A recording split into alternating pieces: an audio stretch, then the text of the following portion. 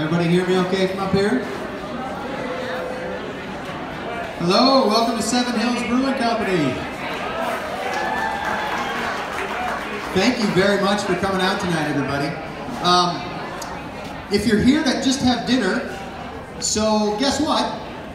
You're going to hear a speech real quick for a few minutes. If you're here because you're here to hang out tonight and meet me, Brad Cavanagh, I really appreciate you coming, and thank you so much for everyone. This is a fantastic crowd.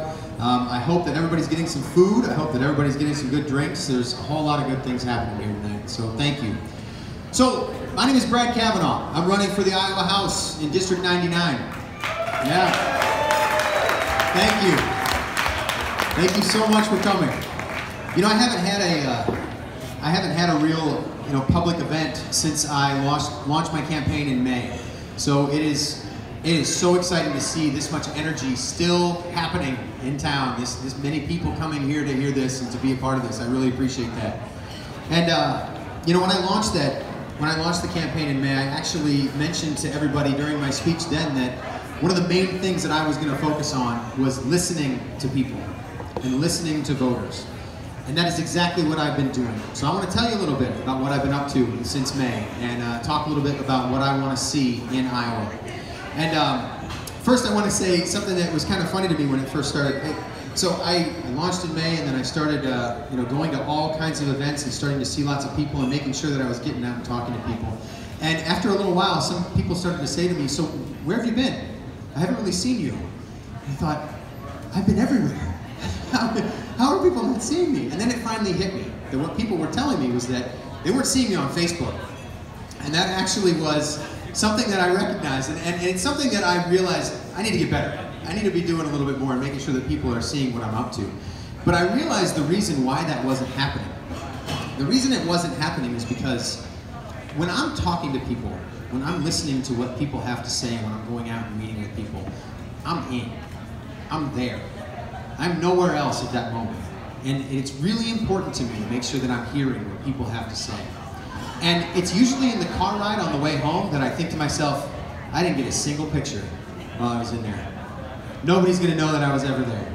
And it's something that is always challenging, because when you're out listening to what people have to say, it's something that I really want to make sure that I'm focused on what's really going on, what people are really telling me.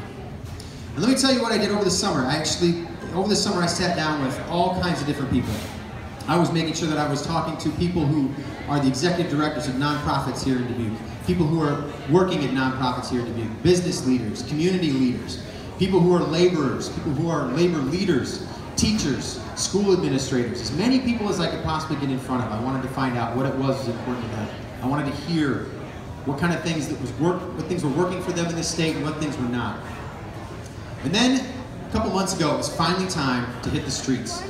And I have to be honest with you, door knocking is one of my favorite things in the entire world. I love door knocking. I love getting out and talking to people and hearing what they have to say. I see Jake and Kamika over there. They saw me the other day because they were running down Grandview, and I yelled across the street. Well, they were doing a 5-miler, they said, and I was just walking up some stairs at the time.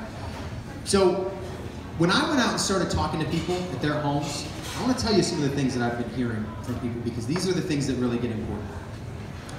So I'm going to tell you a story about a guy that I met, and I actually met him at the wrong house. So I walked up to a house, and it said that, I have some things that tell me where people live, and I walked up and I thought that I was walking to somebody's house and realized that she wasn't living there anymore. But this young man answered the door, early 30s, late 20s, and he came out and said, "Well, what are you doing here?" And I told him that I was running for office, and we just started to have a conversation. And he started to talk to me about his situation. He told me that, I love this house. And it was a great house, a modest home, something that you could tell he worked really hard for. He said, "I moved here with my wife not long ago. I have a young son on the way, first kid on the way." And he said, "I have to work 3 jobs to buy this house.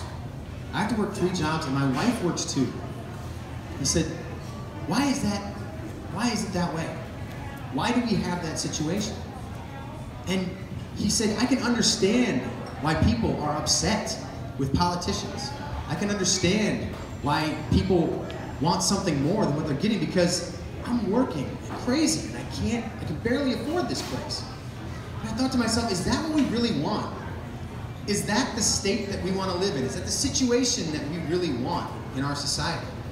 I think the answer for most of us is no. I don't think that's what we're looking for. To have somebody working their fingers to the bone just for that slice of the American dream. Something else that he said, though, is a theme that I keep hearing, and it's really important. It's how upset people are with politicians and with their government right now. And I'm telling you, it's absolutely true, and it's not something I'm happy to say. It's something that is a theme that I keep hearing over and over and over again. One of the first things people often say to me when they open their door is they name a specific politician and say, can you get that guy out of office? Can you get that person out of there, because I do not like what they are doing. And I think that's something that we need to pay very close attention to, and it's something that especially somebody like me, running for office, I need to hear that and understand what people are really trying to say. They are upset with the fact that we are not getting things done. We are not working together. We are not finding ways to move things forward that actually work for people. Another thing that I want to talk about is something that I'm hearing. This is a very specific one, and I know that a lot of people here are going to actually, they're going to identify with this. But it's specifically about Medicaid in Iowa. Right now, Medicaid in Iowa is an absolute disaster. And I know that almost everybody in this room who has anything to do with Medicaid, whether you are a patient or a provider, you know exactly what I'm talking about. So I want to tell you about a woman that I met about 2 weeks ago. And I easily spent a good half an hour standing on her front porch and hearing her story. And what she told me is that she's the mother of an adult son who happens to have Down syndrome. And she told me about what that means in her life. Now, when I'm talking to people in that situation, or a situation that I don't live in, I try to picture what that must be like, try to understand what that must feel like. And to me, honestly, there must be so many challenges for some families that they have to work through. And I was thinking about the challenges that she had just alone, just in the way that things were, and how difficult that must be at times. And she said, you know what, I don't mind the fact that my son lives at home with me. I work to take care of him and help him through things. He does a lot of things himself. He's very independent, but we need help. We need some sort of assistance to be able to get this done. And in our state, and in many states actually, people qualify for Medicaid if they have a diagnosis like Down syndrome, and they should. And they get some of the assistance that they need. And I think there's a misconception sometimes about Medicaid. I think we have this idea in our heads that the only people that qualify for Medicaid are actually people who've done something wrong. They've done something to lead themselves into poverty. And I'm just going to tell you right now, I know I'm not going to break down this whole wall in the next 2 minutes of this speech, but that is an absolute myth. It is an absolute myth. It's not the way that things work. So this particular mother was telling me that things were going pretty well for them until last year, when the Medicaid system changed and Governor Branstad privatized our Medicaid system in Iowa.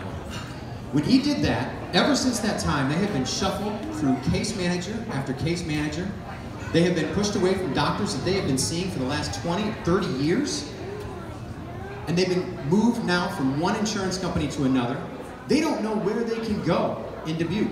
They don't know where they can go in Iowa to get the help they need.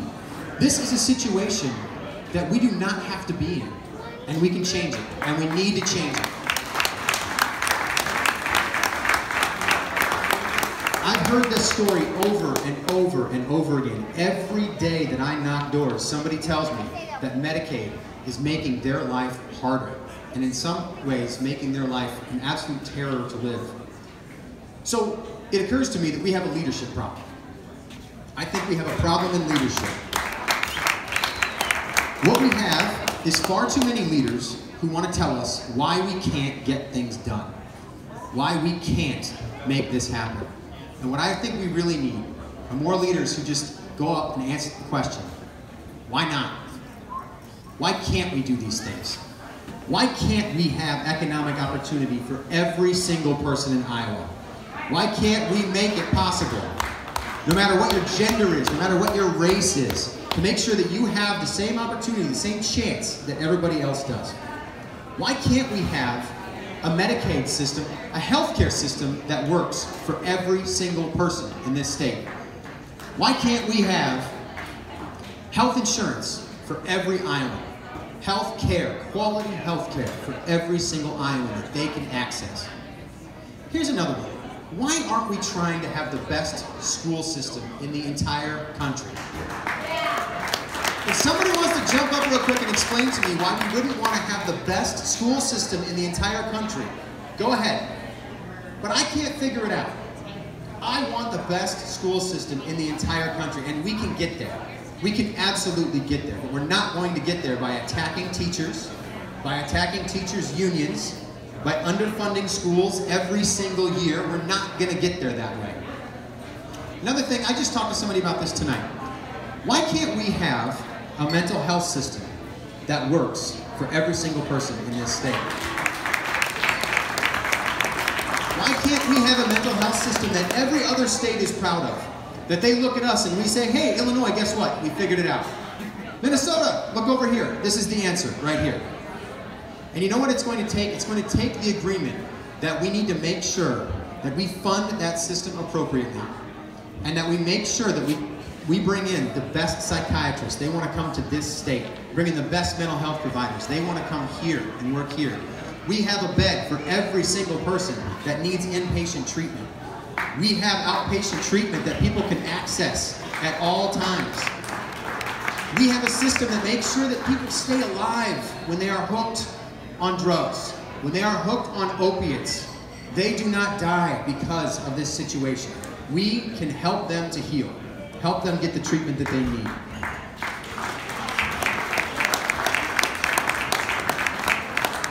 If all of these things are things that you agree with, and these are things that I'm hearing from other people, these are things that I'm starting to see as themes forming throughout this time that I'm spending talking to everybody.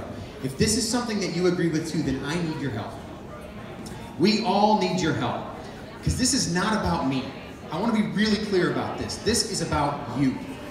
A candidacy for the Iowa House of Representatives is about you. And it's about the people who live in my district. It's about the people that I'm going to represent. And it needs to stay about you. And that means that I need your help to make this happen.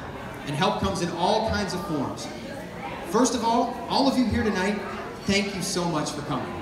This is the kind of help we're talking about. We need excitement. We need people who are here to do something about some of the things that are going on in our country right now, in our state. I need you to help me. There's all kinds of things you can do over here. We have pledge cards. You can sign these cards. You can say, Brad, I want to help you out. I want to help you to make sure that you have the volunteers you need. Yeah, Tom's holding them up right here. If you want to volunteer in any way, and let me tell you what volunteering means. Volunteering is as simple as, I'm going to tell you about this guy, Brad, that I met. I'm going to tell you about some of the ideas that he has. I'm going to tell you about ways that you can help him out. That is so helpful to me, you don't even know. So, people, you can talk to people about helping me out. You can volunteer. If you like knocking doors as much as I like knocking doors, let's go together. You can come with me. If you like making phone calls, I need some people to help make phone calls every once in a while. We need people to get energized and make sure that we're thinking about all these things that we want to do in Iowa. And last but not least, if you have the means to financially support me in any way throughout this campaign, it is incredibly helpful to me. And it is not the easiest thing in the world for me to ask people for their hard-earned money. This is something that I think is extremely challenging as a candidate, but what I realize is that I need the assistance to be able to get the word out to all the voters that I'm talking to all the different people who might be able to make a difference in this campaign, and all the people who can make a difference in Iowa. And in order to do that, I'm going to need some assistance in doing it. So any money that you're able to donate to this campaign is extremely helpful, and I take it very seriously, very genuinely. So I want to talk to you tonight. If I haven't talked to you yet, make sure that you grab me and I talk to you before the evening is out. But if you're not talking to me, find somebody who's wearing one of my t-shirts, because they're supporting me for a reason. They might not know that I was going to tell them to do this when I told them they were going to wear the t-shirts tonight, but they are supporting me for a reason. They have something to say about me. I think it says a lot about a candidate when somebody can tell you why they're supporting, this certain candidate over somebody else. So please, talk to them, have some great conversation, enjoy some great beer and some great food. Everybody, make sure you get some of this great beer from Seven Hills. Make sure you get some of this great food, and thank these guys for hosting this party. Thank you so much, Seven Hills. This is extremely nice of you. I really appreciate it. Where's Nate Jenkins? Where's Nate Jenkins, the guy that was playing music up here? Is Nate Jenkins in the house right now? Nate Jenkins is one of the best musicians in Dubuque. I said that about him even though he's not in the room. So, make sure that you thank Nate for all the great music tonight too. I love this guy. I've been playing with Nate for years and I think he's doing a great job tonight. So thank you. Oh, there he is right there. He's sitting down. He's trying to hide. Nice job, man. Thank you. So thank you everyone for coming. I'm looking forward to talking to you. Have a great night.